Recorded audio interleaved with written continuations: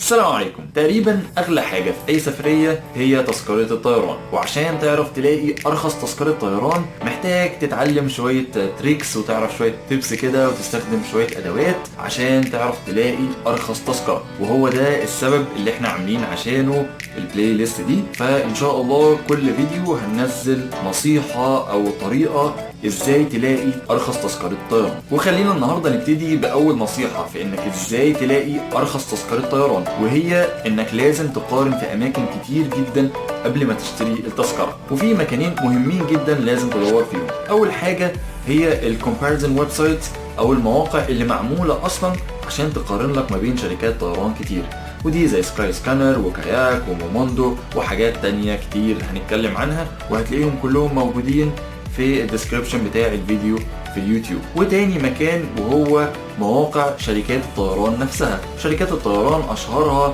الاتحاد وقطر واميريتس ومصر الطيران والطيران التركي وطيران تاني كتير جدا. وخلينا نبتدي المقارنة، وده اول الموقع الرسمي لطيران اميريتس. وزي ما انتم شايفين احنا هنثبت البحث من القاهرة لباريس في الوقت من 10 ل 20 اغسطس، وده اول موقع وسعر التذكرة فيه $891.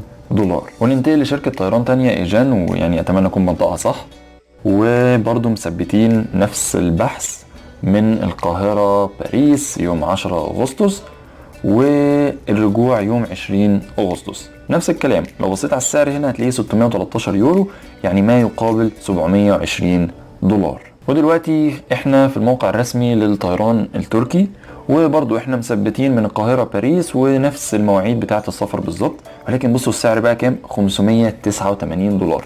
احنا قلينا من 900 لحد 500 وشوية. ودلوقتي احنا في اول موقع من مواقع المقارنة وهو سكاي سكانر، ونفس البلاد ونفس المواعيد بالظبط، ولكن بصوا السعر بقى وصلنا $412.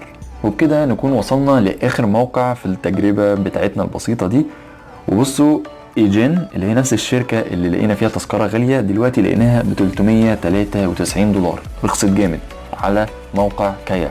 وزي ما انتوا شفتوا بمجرد اننا قارنا ما بين كذا ويب سايت وكذا موقع، قدرنا بمنتهى البساطة ننزل اكتر من 50% في سعر التذكرة. ولكن لسه في نصايح وحاجات تانية تقدر تعملها تخليك توصل لارخص تذكرة طيران انت عايزها، وده اللي هنتكلم عنه في الفيديوهات الجاية ان شاء الله. ما تنساش تعمل لايك وشير للفيديو لو عجبك، واعمل اشتراك او سبسكرايب في قناة اليوتيوب عشان تشوف الفيديوهات اللي فاتت، شوف الفيديوهات الجاية، واشوفكم في حلقة جديدة.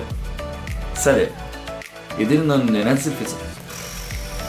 ننزل في سعر التذكرة اللي لقيناها في الأول، اللي لقيناها وده اللي أكيد التذكرة أكتر